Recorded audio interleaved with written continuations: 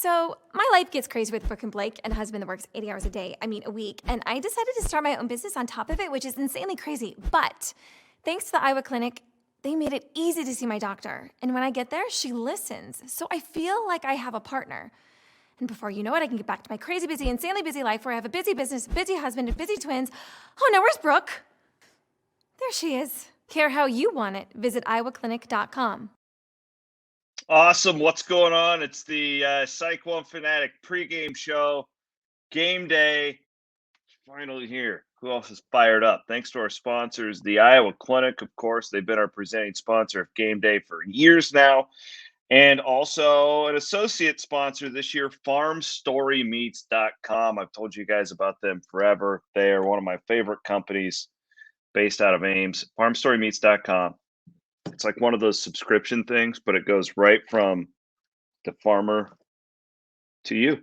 It just arrives at your doorstep. They've got all these bundles. Check them out. I'm a customer, and I will be for a long time. It's some of the best food that I've ever had, and I'm a big griller and smoker and all that stuff. All right, here we are, week one. Let's get after it. Top 5 list as we move forward to kickoff coming up at 3:30, Iowa State and Northern Iowa. First of all, let's take a look at the Big 12 schedule, which is coming up today. Kansas played last night against South Dakota. So I recorded this on Friday. Just being honest, I don't know what happened. I'm assuming Kansas lost though, because that's all that they do. Game I'm really looking forward to is Stanford and Kansas State, and I actually think Kansas State is underrated this year. They get their quarterback back. They were one of the most COVID-ridden teams in all of FBS football last year. I think Kleiman's a good coach. I think Stanford's super down. This was like one of my locks of the week. I really like Kansas State in this one. West Virginia at Maryland's really interesting. Another 11 a.m. kick. Excuse me, that one's at 2:30. I think West Virginia could be a sneakier team on the bottom half of the Big 12. That's a team that would concern me. I think that's the biggest sleeper game of the year for Iowa State on October the 31st in Morgantown. Oklahoma hosting Tulane. Nice of them to invite Tulane after the hurricane. I don't have a lot of positive things to say about Oklahoma at this point. Isn't Louisiana, Texas the most interesting game in the Big 12 today? Same Louisiana team that beat Iowa State last year. They bring back all these people. Texas is brand new with Sark. Let's take the temperature of Texas. We're going to learn a lot about this team this year in the first 2 weeks. They go to Arkansas coming up next week. So we're going to learn a lot. I don't think it's going to solidify anything. I really wish Iowa State played Texas earlier in the year. Houston, future Big 12 school, it sounds like. They play Texas Tech today. Again, I just feel like we learn a lot about Texas Tech in this one. I'm not crazy about it. I love the Wells brothers. I hope that they can get things turned around and keep their jobs. Missouri State is at Oklahoma State. Baylor is at Texas State, and Duquesne is at TCU. So that's those are pretty dog games. All right, let's dive in and look at today's game between the Cyclones and Northern Iowa. Where we're going to start with Iowa State. I think we should start on the offensive line. I think that that's a good place to jump in here and do some analysis. Listen, I think it's the best offensive line Iowa State I definitely had under Matt Campbell. Now the question is, we know it's good. We think it can be really good. Can it be great?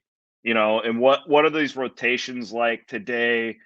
Who starts where? There's just a lot of questions. They're not bad questions. It's actually like an embarrassment of riches type of situation for Iowa State, which is really nice and refreshing. So I'm fired up to see. I'm more excited to see who are they moving around. Where are these guys at? Did they move Schweiger to right tackle? Who's at left tackle? That type of thing. All right, special teams is. I would actually say, of all things for me, special teams would be an area of concern for this year. I'm not freaking out about it. But I got to thinking, so much of the narrative has been, oh, you can't kick it out of the end zone, and that's why you didn't win the Big 12 last year. Not arguing that. I watched the games too. There hasn't been enough talk about Kene Nwangu and how valuable he was at kick return for Iowa State last year, right? And with that, think about how many games Iowa State was able to maybe he didn't downright win the game for him, but the Nwangu kick return set something up, right? And I think that that's important to talk about today. Like, what does kick return look like? They've been able to shore things up in the kicking game on the other side. To me, like when you're looking for areas of growth this year for Iowa State, again, really good last year. How can they be great? They got to be better at special teams, and it's Matt Campbell will be winning the margins and all that stuff. I think special teams it's rightful for us to walk into this football game today and be curious as to what we're going to see. Number two, very rare for me to single out a single player, specifically a true freshman in the season opener, but I'm a big fan of this Jaylin Noel kid. He is a true freshman wide receiver, and listen, the hype around him is really quite incredible. It's very high for a true freshman in the Matt Campbell era. So why is that? Well, it usually gets out for a reason. Usually, if they're hyping somebody up, there's good reason for it. We saw it with Brees Hall. We saw it with David Montgomery. This is that level of hype. Is there room for him? Can he beat some guys out? How do they find a playmaker like ways to get a playmaker like that? The football, it could be on special teams like kick return, like we were just talking about. But I really want to see this kid play. Just like the fan in me is excited to finally see Jaylin Noel play at wide receiver for Iowa State. You can't have too many of those awesome playmakers out on the field. And number one today, listen, it's Northern Iowa. I'd be a liar if I didn't come on here and say Northern Iowa scares the hell out of me. They always scare the hell out of me. They're Northern Iowa. This is what they do. They are. I'm pretty convinced that Northern Iowa football was put on this planet to scare the hell out of Iowa State fans. That's what I believe. Um, Listen, here's the thing. So 2 years ago happened. Northern Iowa's beaten Iowa State in the past quite a bit.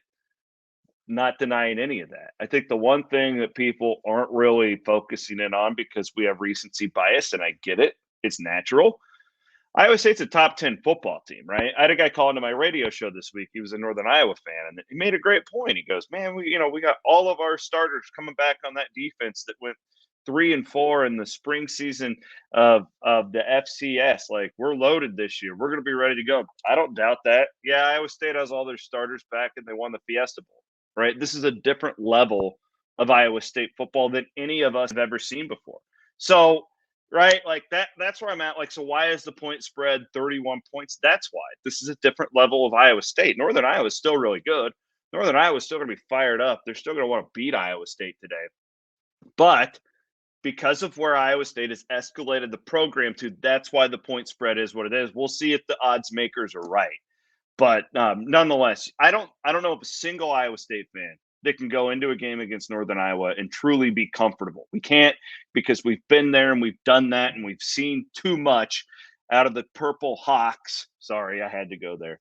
But you know what I mean. And I have a lot of respect for Mark Farley and that Northern Iowa program. So I'm sure they're going to bring it today. The question is, can Iowa State's guys just beat up on their guys? I think that they can. I think that they will. I think for my final score in the Cyclone Fanatic column, I put it at like 42-6 or something like that today for the Cyclones. You get the point. I actually think it'll be a pretty good football game for a while, and then Iowa State in the depth will just start kind of pull away. I don't think this is a football game that is double overtime like the one that we saw 2 years ago. And with that has been your Cyclone Game Day program. Of course, we are presented by our great friends at the Iowa Clinic and the Iowa Clinic Men's Center. And remember to check out farmstorymeats.com. It's a beautiful young company. Ray, the CEO there, is a young kid. He's a huge Iowa State fan, Iowa State, or he actually works at Iowa State. He's working really hard, and we want to help him get that business up off the ground. With that, thanks to Matt Van Winkle, as always, for producing today's program. Go Clones. We'll have halftime show. Brett Meyer and I will be in the press box. Brett will be watching from TV. Coming up, Rob Gray, Jared Stansbury will have post-game for you after Matt Campbell's press conference. If you do not, subscribe to the Cyclone Fanatic Podcast Network, and that's where I'll have your instant reaction podcast right after the game. Be sure to check out our social media feeds, as we're going to be blowing up content. Nobody covers the Cyclones like we do. We promise you that. And thanks for following along here at CycloneFanatic.com, the Cyclone Fanatic Twitter page, Cyclone Fanatic Facebook. We appreciate y'all. Go Cyclone.